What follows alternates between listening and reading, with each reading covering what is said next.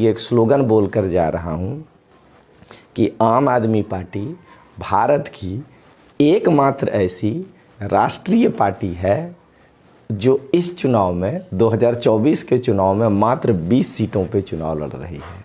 उससे ज़्यादा तो हमको लगता है जनता दल यू सीटों पे चुनाव लड़ रही होगी। उनसे ज़्यादा सीटों पे तो समाजवादी पार्टी क्षेत्रीय पार्टी होने के बावजूद जो है चुनाव लड़ रही है।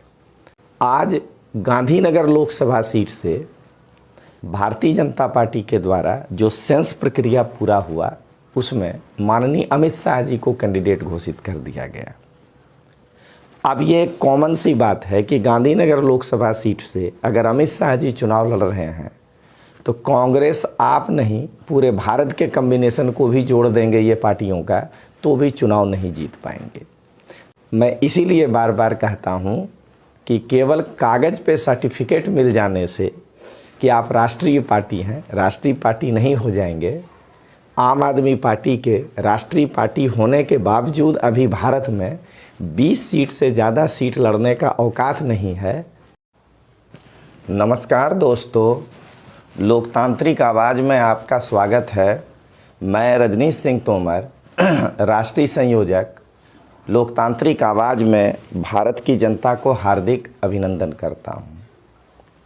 दोस्तों, मैं पिछले 2 दिन से वीडियो नहीं बना पा रहा हूँ क्योंकि मेरी तबीयत थोड़ी ठीक नहीं है।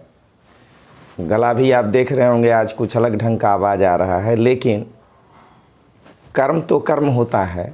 जनता को उसकी जानकारी समय समय पर मिलनी चाहिए। तो इसके लिए यदि आज थोड़ी असुविधा हो तो माफ़ी चाहते हैं। आज का टॉपिक ये है दोस्तों कि आप जो है 2-3 दिन पहले एक न्यूज़ सुने होंगे जिसमें कि आम आदमी पार्टी और कांग्रेस दोनों का आपस में गठबंधन हो गया। दिल्ली में आम आदमी पार्टी ने कांग्रेस को 3 सीटें दिया और खुद 4 सीट रखा। जो 3 सीट आम आदमी पार्टी दिल्ली के लोकसभा में कांग्रेस को दिया है वो है उत्तर पूर्वी क्षेत्र, चांदनी चौक और उत्तर पश्चिम क्षेत्र। अब दोस्तों यहीं से अटकल का बाजार गर्म है कि कांग्रेस इन तीनों क्षेत्र से किनको चुनाव लड़ाएगा। दोस्तों, इन तीनों पर संभावित उम्मीदवार कौन हो सकता है, आज मैं उस पर आपके सामने चर्चा करूंगा।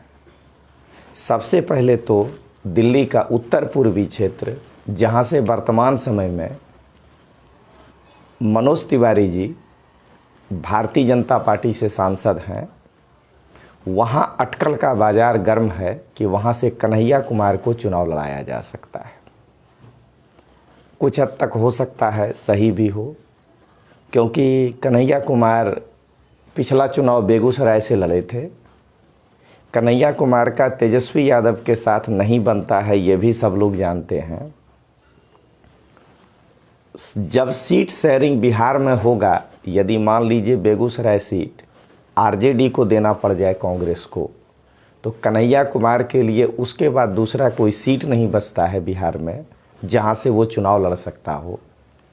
तो हो सकता है, और कांग्रेस के बड़े पद पर भी है, अभी राज्यसभा का टिकट नहीं मिला, तो हो सकता है कि दिल्ली के उत्तर पूर्वी क्षेत्र में जहां पूर्वांचल भाइयों की संख्या बहुत ज़्यादा है, उसको देखते हुए जो है कांग्रेस पार्टी कन्हैया कुमार को टिकट दे सकता है। जीत हार पे चर्चा मैं बाद में करूंगा। चांदनी चौक अलका लांबा के लिए एक वेल नोन जगह भी है। अलका लांबा वैसे तो कांग्रेस पार्टी से अपना करियर शुरू की हैं, लेकिन वो चांदनी चौक से जब भी विधायक रहीं 2014 में 15 में, तो वो आम आदमी पार्टी के टिकट से ही रही हैं। तो अगर अलका लांबा को, क्योंकि वो अभी राष्ट्रीय महिला अध्यक्ष भी हैं कांग्रेस पार्टी में, अगर अलका लांबा को ये टिकट दिया जाता है तो आम आदमी पार्टी के कार्यकर्ता, चूँकि वो लंबे समय तक उसमें रही हैं, और कांग्रेस के कार्यकर्ता चूँकि वो मूलतः कांग्रेसी रही हैं, दोनों को जोड़ने में अलका लांबा हो सकता है कि एक गठजोड़ करवा पाए, इसलिए हो सकता है कि कांग्रेस अलका लांबा को जो है चांदनी चौक से टिकट दे। उत्तर पश्चिम क्षेत्र में उदित राज का नाम चल रहा है। हम सभी जानते हैं कि भारतीय जनता पार्टी के टिकट से उदित राज 2014 में दिल्ली के उत्तर पश्चिम क्षेत्र से सांसद रह चुके हैं। बाद में वो बीजेपी छोड़ करके कांग्रेस में चले आए, परंतु 2019 में कांग्रेस उनको टिकट नहीं दिया। हो सकता है कांग्रेस प्रॉमिस किया हो कि अगले चुनाव में आपको देंगे, और अभी तक वो कांग्रेस में ही हैं, तो एक चांस बनता है कि चूंकि वो हारे नहीं हैं, उनको टिकट नहीं मिला 19 में, तो हो सकता है कि कांग्रेस इनको जो है टिकट दे दे। दोस्तों, वैसे तो जैसे जैसे चुनाव नज़दीक आएगा मैं पूरे भारत का एनालिसिस करूँगा, थोड़ा स्वास्थ्य लाभ हो जाए तो और मैं ज़्यादा अच्छे तरीके से आपके सामने आऊँगा। ये तो मुझे अच्छा नहीं लगा कि आज का मेरा ये कोटा था बोलने का और मेरे गले से आवाज़ नहीं निकल रहा है, तो भी मैं आने का प्रयास किया। तो मैं तो पूरे भारत पर चर्चा करूँगा, लेकिन मेरी पैनी नज़र दिल्ली और गुजरात पर होगी दोस्तों। और गुजरात में जैसे 26 में से भारतीय जनता पार्टी 26 सीट जीतेगी, ये मेरा पूरा भरोसा है। मैं किसी पार्टी का प्रवक्ता नहीं हूँ दोस्तों, लेकिन मैं बीजेपी के परफॉर्मेंस के आधार पे कह रहा हूँ। जैसे आज गांधीनगर लोकसभा सीट से भारतीय जनता पार्टी के द्वारा जो सेंस प्रक्रिया पूरा हुआ, उसमें माननीय अमित शाह जी को कैंडिडेट घोषित कर दिया गया। अब ये एक कॉमन सी बात है कि गांधीनगर लोकसभा सीट से अगर अमित शाह जी चुनाव लड़ रहे हैं तो कांग्रेस आप नहीं पूरे भारत के कॉम्बिनेशन को भी जोड़ देंगे ये पार्टियों का, तो भी चुनाव नहीं जीत पाएंगे।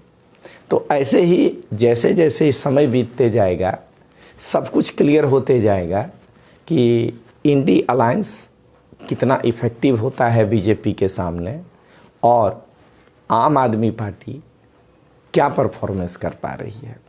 मैं तो अब जाते जाते आम आदमी पार्टी के लिए एक स्लोगन बोलकर जा रहा हूँ कि आम आदमी पार्टी भारत की एकमात्र ऐसी राष्ट्रीय पार्टी है जो इस चुनाव में 2024 के चुनाव में मात्र 20 सीटों पे चुनाव लड़ रही है। उससे ज़्यादा तो हमको लगता है जनता दल यू सीटों पे चुनाव लड़ रही होगी। उनसे ज़्यादा सीटों पे तो समाजवादी पार्टी क्षेत्रीय पार्टी होने के बावजूद जो है चुनाव लड़ रही है। और दोस्तों, मैं इसीलिए बार बार कहता हूँ कि केवल कागज़ पे सर्टिफिकेट मिल जाने से कि आप राष्ट्रीय पार्टी हैं, राष्ट्रीय पार्टी नहीं हो जाएंगे। आम आदमी पार्टी के राष्ट्रीय पार्टी होने के बावजूद अभी भारत में 20 सीट से ज़्यादा सीट लड़ने का औकात नहीं है।